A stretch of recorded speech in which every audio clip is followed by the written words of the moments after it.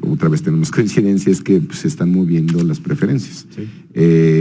Yo creo que de los datos más relevantes es la fortaleza que ha presentado el PRI. A partir ¿En eso de, sí hay coincidencia? Sí, en eso, y que sí ha habido pues un cambio o una caída del PAN como tal y del Frente, en su conjunto. Sí. Entonces, por esto digo que depende cómo lo midas. Si lo mides como, por ejemplo, como partido solo, algunos ya tenemos al PRI en segundo lugar, ¿no? A primero Morena, así es. Y luego, si lo mides como frente, ya también estamos difiriendo en si va arriba el Frente o va arriba Morena. Mira. Entonces, a eso me refiero con que no hay ¿Alcanzas a apreciar diferencias en algunos casos cuando el PRI está en segundo o el Frente está en segundo o el Frente está en primero? Ajá. Las diferencias son pequeñas, supongo, son pequeñas, entre sí. Morena, Andrés y... Sí, en la mayor parte, estamos hablando, en la mayor parte de las series son entre 2 y 4 puntos de diferencia. Hijo, es que el PRI con esa diferencia sí, te echa la maquinaria y a correr. Sí, y bueno, y otra vez, en cuanto tengan un candidato, ya se verá. Y luego, ¿quiénes van a ser sus aliados? No queda claro, es muy probable que sea el Partido Verde, dicen algunos. No es tan seguro que vaya a ir con Nueva Alianza, que fue finalmente uno de los partidos que le dio el triunfo en el Estado de México. Hay muchas variables sueltas todavía, y a eso me refiero con que depende cómo lo del midas. Verde sí podríamos coincidir en que se están vendiendo caro su amor, ¿no? ¿Quién? El Verde. ¿El Verde? ¿No? Que dice, sí. voy a ir solo, no. Bueno, puede, una posibilidad que es confuso para el ciudadano, es que en las elecciones locales, en muchas de las que tiene 3,447 oportunidades ahí, vaya como Partido Verde, y en la presidencial vaya junto con el PRI. Pero eso, por ejemplo, les costaron varias senadurías en 2012, porque fue muy confuso. Es decir, había estados, por ejemplo Nayarit, en que iban separados, y si la gente tachaba 2 veces la boleta se anulaba.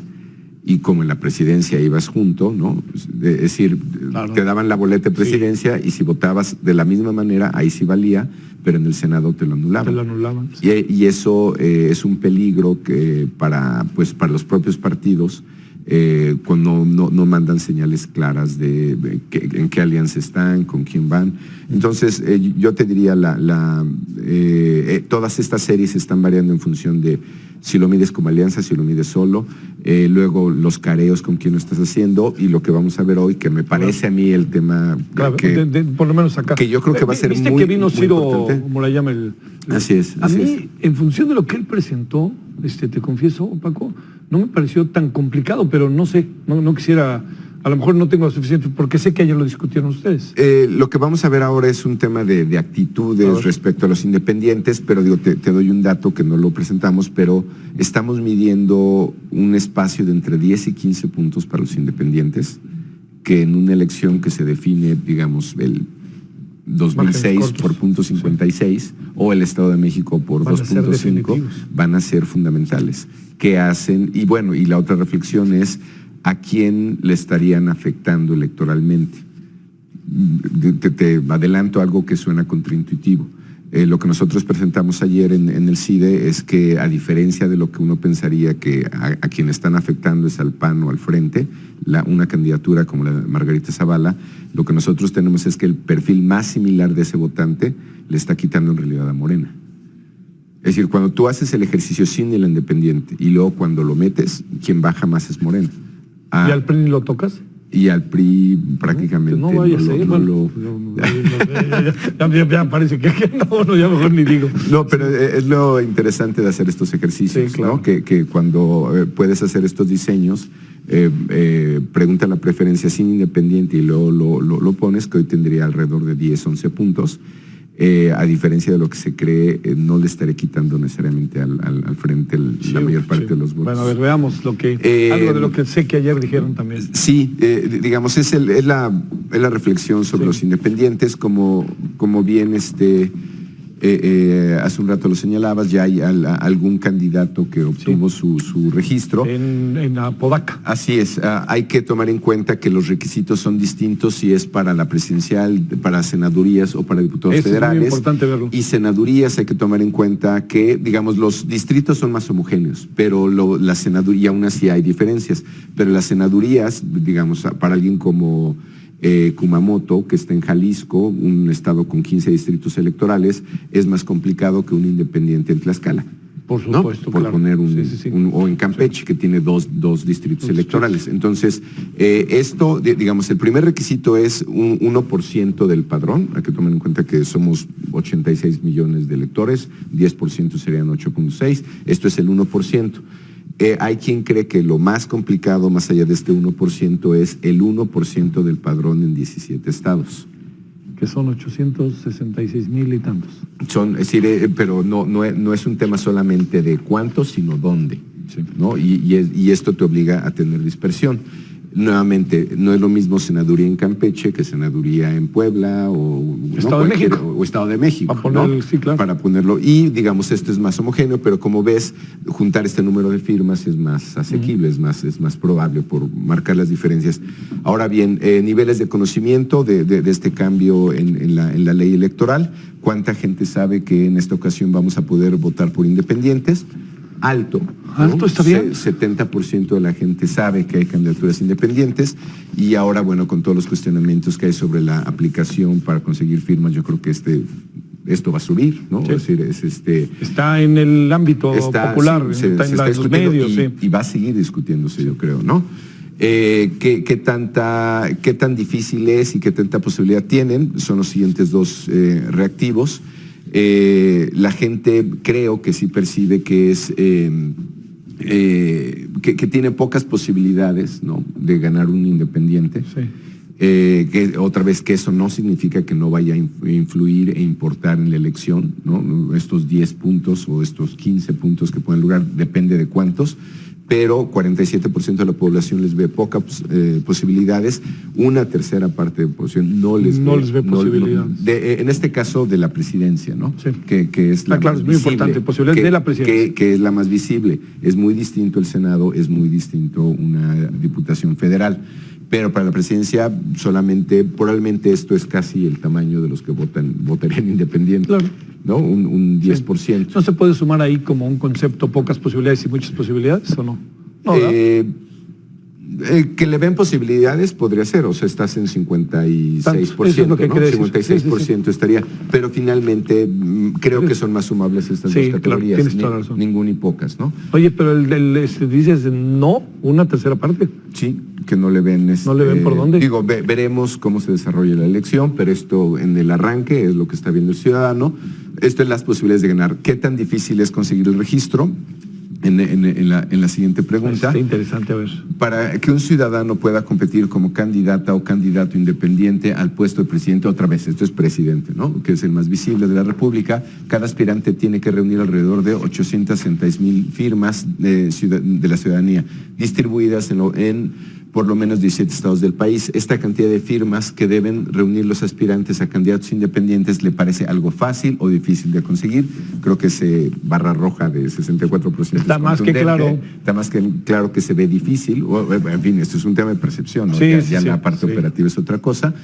Fácil, me llama la atención, 22%, que podrías decir que es el tamaño de la ciudadanía que podría tener alguna predisposición a, ¿no? Javier Solórzano es independiente, quiere mi firma, ¿no? Podría ser una medida de la predisposición. Y luego, pues, en fin, hay un 10% neutro. Pero sí, ciertamente dos de cada 3 ciudadanos lo ven difícil. Y esta es una reflexión que creo que hay que hacer, es decir, más allá de los problemas que pueda haber de la aplicación y más allá de los problemas logísticos, lo que seguiría medir aquí, que creo que lo vamos a incluir en una próxima medición, es qué tanta predisposición pública hay para que tú le des tu firma a Pedro Ferriz de Con, a quien fuera, claro, Armando Ríos Peter o Margarita Zavala, o no por hablar de los más visibles, ¿no? O Marichuy, ahí están, ¿no? Y este es otra vez, no es personalizado, o sea, no es tú qué predisposición tienes para darla, sino cómo percibes a los candidatos que están en juego, quién tiene más posibilidad. Y le pones 2 nombres. Exacto, ¿cuáles de las ciudadanas y ciudadanos que han manifestado su intención para competir en la elección presidencial de 2018 como candidatas y candidatos independientes cree que cumplan con el número de firmas que se requieren para el registro? Claramente la ex primera dama Margarita Zavala, candidata independiente, se ve como la más fuerte y la más Esto no nos dice si la gente tendría más predisposición para darle su firma. Simplemente, ¿no? Sí. Estamos hablando como en tercera persona. Luego vendría el gobernador con permiso, ¿no? De Nuevo León, Jaime Rodríguez el Bronco. Luego vendría Pedro Ferriz de Con, 13%. Armando Ríos Peter, el senador, 5%. Y la candidata indígena. Sí. Oye, esto contrastando comparándolo con lo que son hoy los números del INE, está el mismo orden, con excepción de Armando Ríos, que estaría arriba y también Marichuy estaría arriba. Así es. O sea, cambiaría, Ferriz se iría acá, y aquí se quedaría Armando Ríos Peter, y aquí subiría Marichuy. Buen punto, coincide con la percepción, claro, lo que está pasando en firmas, ¿no? Yo creo que va a seguir el debate de los tiempos, ¿no? Ya están protestando estos candidatos ciudadanos y dar una semana más es suficiente para compensar el tema de la aplicación. Veremos.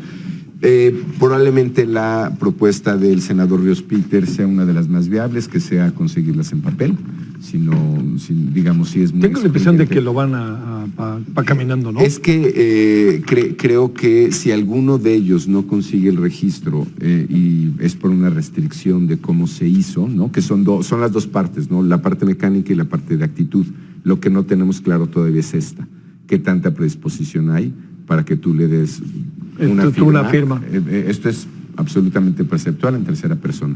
Lo que no preguntamos fue fáctico y en actitud, ¿tú se la darías o no? Sí. ¿O a quién se la darías? Eso ¿no? tendrá también que pasar un poco de tiempo para tener más elementos. Así es.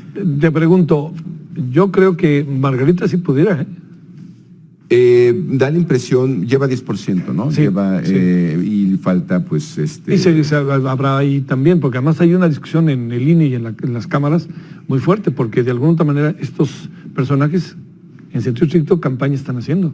Así es. Que ese va a ser un asunto de la ley, que a ver cómo lo hacemos. Eso es meter todavía más ruido. Bueno, de por sí estamos discutiendo. No, al contrario, pero yo creo que es algo que tenemos que, que discutir, ¿no? Darle seguimiento, porque algunos creemos que es una variable fundamental para explicar el resultado del 18. Sí. No, pero estos datos que empiezas a arrojar, que bueno, habrá que ver. Yo supongo que el PRI no va a aguantar mucho más, ¿no? Pues mira, lo que habíamos visto aquí en alguna entrega de datos era que la aprobación presidencial venía al alza, ¿no? Digamos, después de ese enero terrible. Híjole, qué bárbaro. Oye, ¿y cuánto le duró? Reforma lo midió en 12 puntos, nosotros en 15, todo el mundo prácticamente abajo de 20, ahora creo que prácticamente todo el mundo lo tenemos entre 25 y 30. Entonces la pregunta era, ¿la aprobación presidencial no va a impactar a su partido de manera positiva? Parece que ya lo impactó y no tenemos una explicación clara, pero la reacción del gobierno federal o del propio presidente durante los sismos podría ser una de las explicaciones. Sí. Oye, ¿no? Pero así ya para cerrar te diría, con ese 30%, el PRI se vuelve loco, ¿no? Pues el PRI se pone competitivo, pero competitivo. Pues por lo menos creo que otra vez una de las coincidencias que sí tuvimos ayer, además de diferir, es que sí hay un fortalecimiento del PRI, lo registran, y entonces ya no es ese tercero tan hay perdido. Claro que no, ya hay series que lo tienen en primero, hay series que lo tenemos en segundo, y bueno, y hay pues otras que lo tienen en tercero. Ya no te digo nada. ¿Eso qué? Entonces un poco la broma ayer es tú escoge tu serie. Oye, o tu comparativo, ¿no? ¿Con quién? Sí, y otra conclusión de ello es que hay volatilidad, sí. O sea, estamos teniendo volatilidad. A ver, y ¿no? Ya estamos colgadísimos. Sí. A ver, ya en el proceso de entre tú y yo, así digo, en el sentido de una conversación, ¿no? Mid lleva mano, ¿no? ¿O no es tu impresión?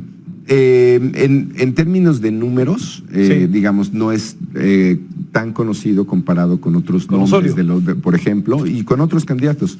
Pero te hablo ya no como, digamos, como pollster, ¿no? Como encuestador o como un estratega, te diría, es una ventaja alguien que tiene poco conocimiento porque lo puedes construir como figura pública y muchos argumentan o utilizan el ejemplo mejor ni sigas porque van a ir directamente, te van a preguntar directamente que si no te quieres integrar a la campaña. Gracias, Paco. Al contrario, un gusto. Bueno, oiga, perdón, nos alargamos, le ofrecemos una disculpa, perdón, Leti, perdón, Deportes, pero se puso bueno, fue culpa de Paco Abundis, la verdad. Aquí que lo tengo le puedo asegurar que fue culpa de él. Bueno, perdón, Bueno.